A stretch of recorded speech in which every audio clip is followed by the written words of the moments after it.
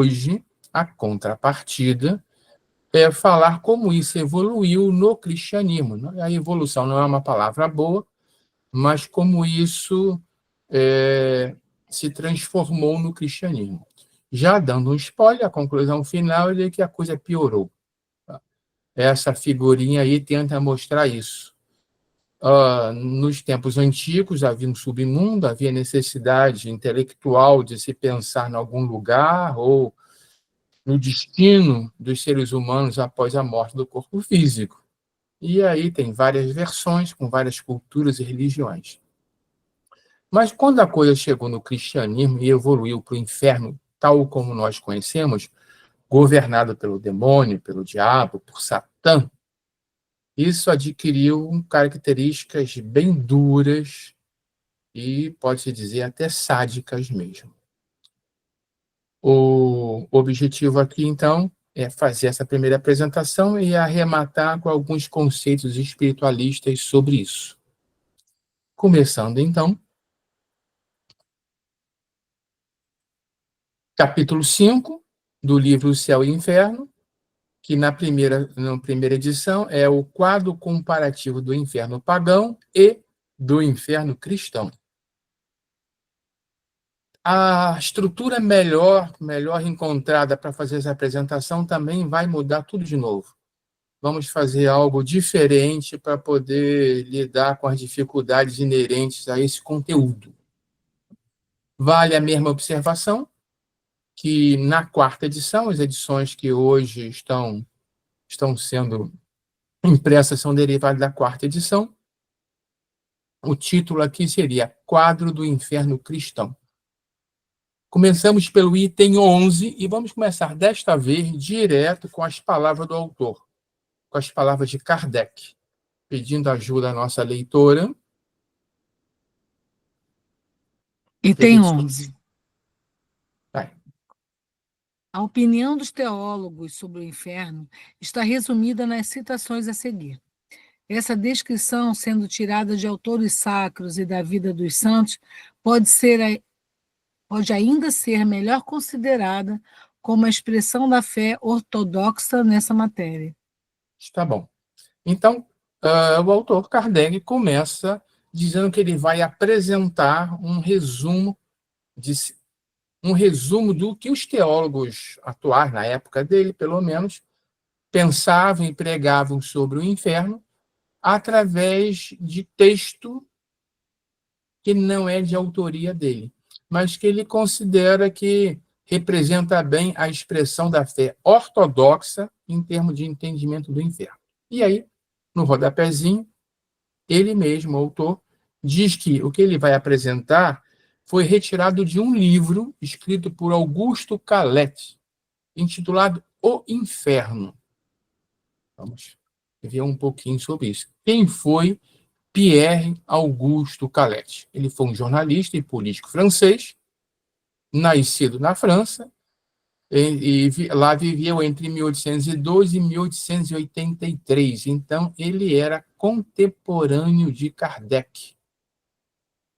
Ele apresenta a visão tradicional cristã do inferno, não para defendê-la, mas ele expõe de forma crítica, ele expõe daquilo que ele considera como uma visão condenável e autoexplicativa sobre por que é condenável. Claro que, para isso, ele seleciona trechos e situações onde a abordagem é bem marcante.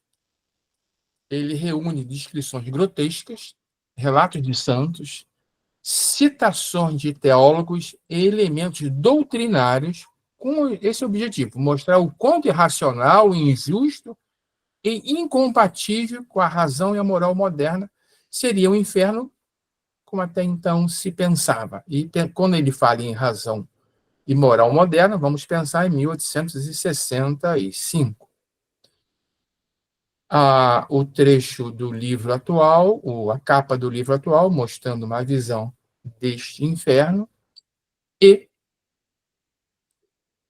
em outras palavras, o que é dito é o seguinte: ele expõe o que o Calé faz é expor a crença católica tradicional nos mínimos detalhes, com citações, descrições simbólicas e referências, visando demonstrar o quanto é insustentável essa lógica e a moral que é apresentada.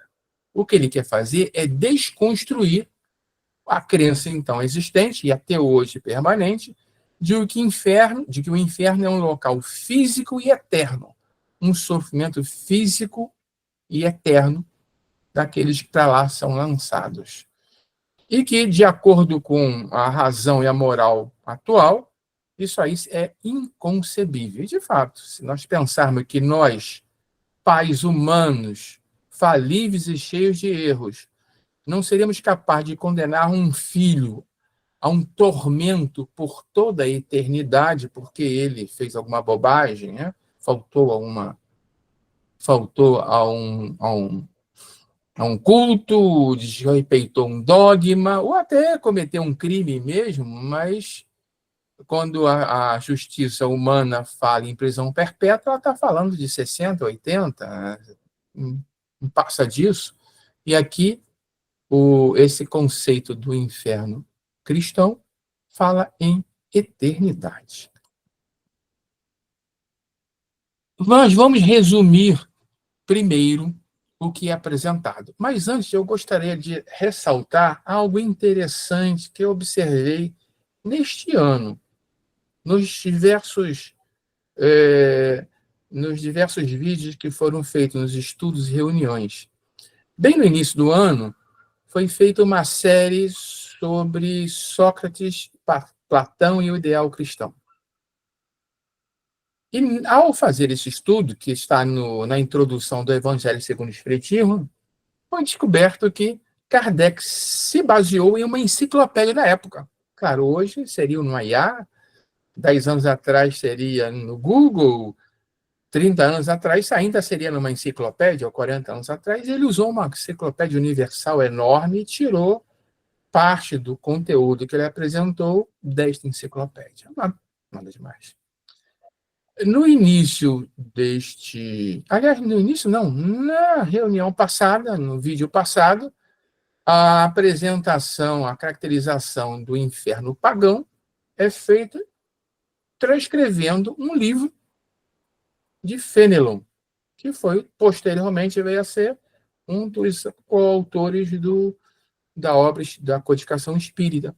Mas, na época, ele estava encarnado e escreveu um livro que visava educar um futuro rei de França, e Fenelon usou o conceito do tártaro grego para apresentar várias ideias e conceitos.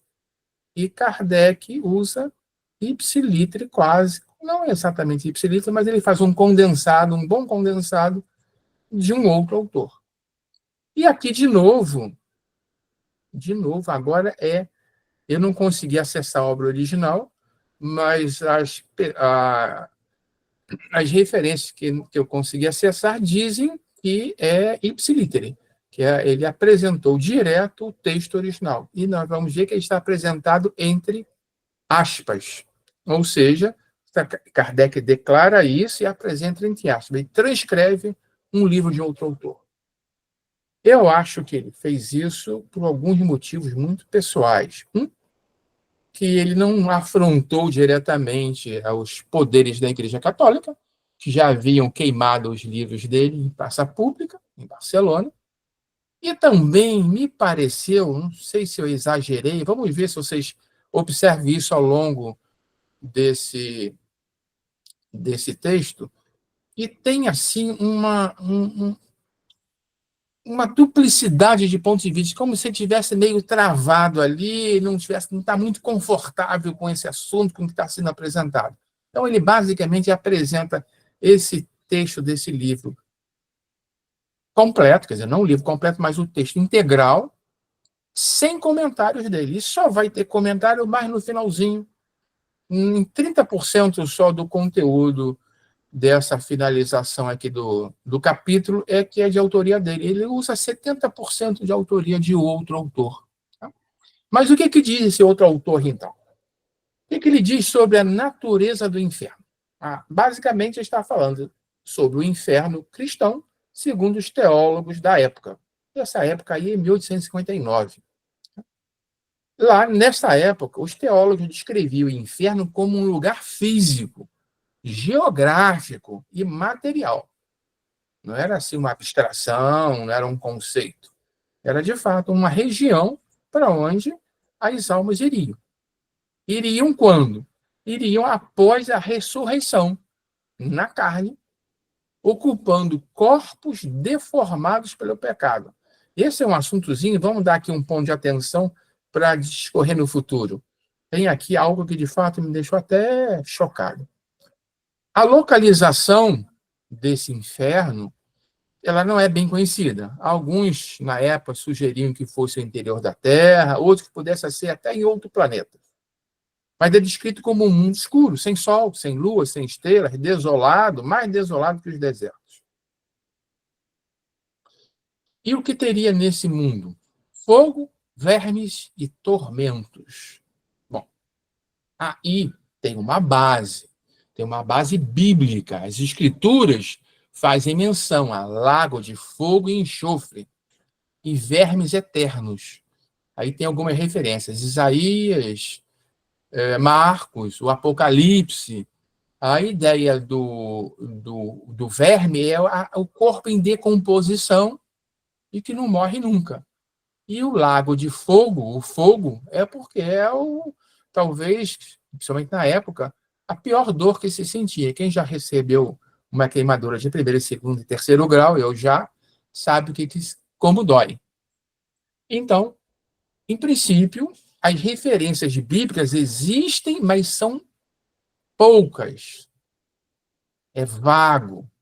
Jesus fala, en passant, Isaías fala, o Apocalipse fala, mas não descreve detalhes, não há muito material para ser dissecado, para ser expandido.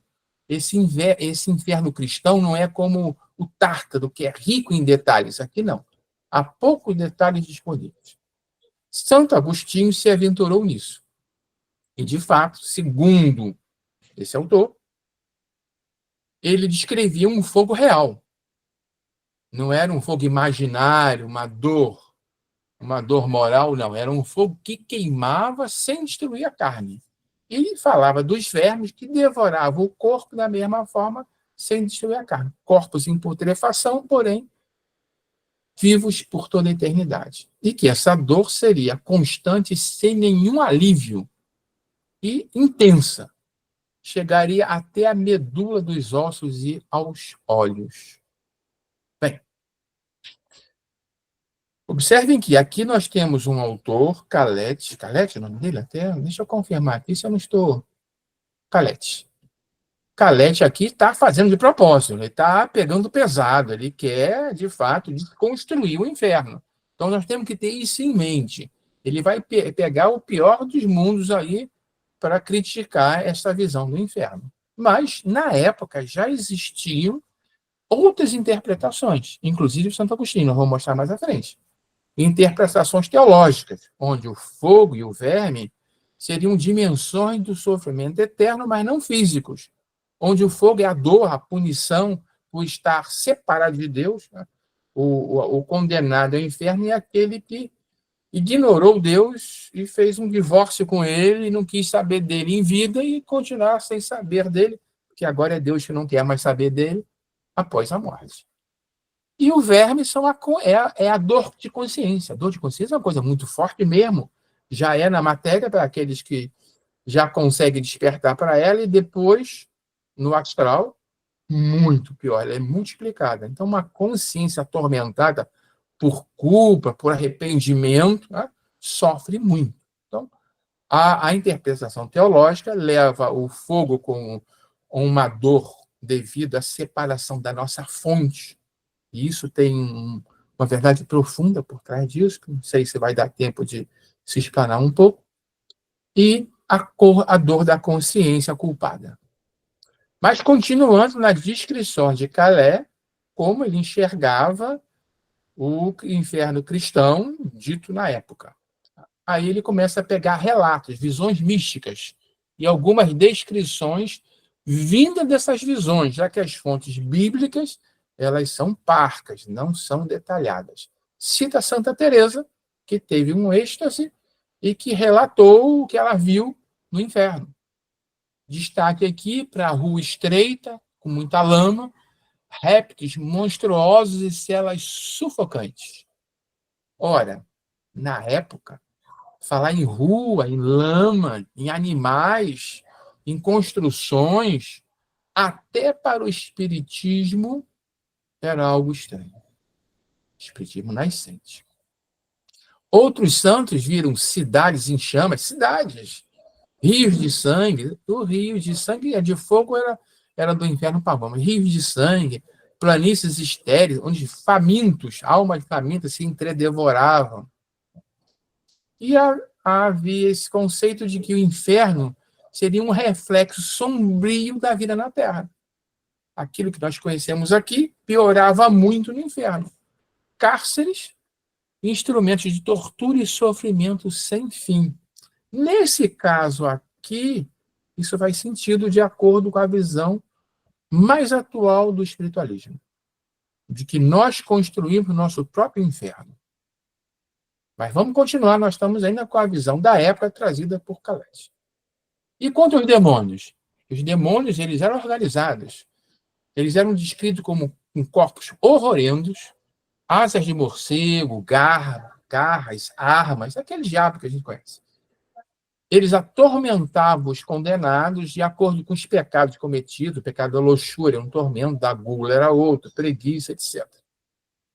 E havia uma hierarquia, onde os sacatrapos, os comandados executores, não tinham nem nome, mas havia os nobres, os príncipes, Beuzebu, Mamon, Moloque, chefe supremo era Satã. Então, a coisa, mesmo biblicamente, na origem, não tendo detalhes, o ser humano conseguiu enriquecer isso. Em termos de espiritismo, cabe já aqui uma ressalva, que o entendimento é que não existe uma criatura que surgiu, que foi feita por Deus com esse objetivo. O que nós temos apenas são espíritos humanos com grande atraso moral que decaíram no mal e que se comportam desta maneira. Desta maneira como? Que a gente chama de demoníaca, maléfica, sem amor ao próximo. Porque quando encarnados eles já eram assim. E lá, alguns pioraram mais ainda. Nem todos. Tentando encabeçar um pouquinho, para dar uma acertada na visão espiritualista do que foi dito, né? O que nós entendemos é que não existe esse negócio de condenação eterna. Tem sentido Deus criar alguém que já sabe, se Deus é onisciente, ele já sabe de antemão que aquela criatura, aquele seu filho, vai errar, vai cometer um crime, vai fazer algo que, de acordo com os cânones, de acordo com os dogmas vigentes, dá castigo de ir para o inferno. O que se entende aqui é que o amor divino e a sua imensa sabedoria permite as consequências de nossas más ações. E ainda assim, são temporárias, porque elas são educativas e, não está nem escrito aqui, regenerativas. O que se sofre em regiões equivalentes ao inferno, que o inferno não existe, é consequência das nossas más decisões, das nossas más ações, desequilibrando, desarmonizando, adoecendo o nosso corpo espiritual, e nós vamos para regiões compatíveis com esse estado de baixa vibração, e lá ficamos até conseguirmos nos recompor e despertar para o bem. Essa é a visão espiritualista. Então, a verdadeira pena, o que Deus de fato permite, é o remorso e a consciência do mal praticado. E a libertação disso começa com o remorso, é o início, quando a gente começa a perceber que errou, e depois deseja reparar esse erro, repara esse erro, e aí consegue avançar para os próximos capítulos da nossa escalada espiritual. Bem, Agora a gente dá uma pausa para a meditação. Isso é o que Calé mostrou do que se pensava na época sobre o inferno cristão.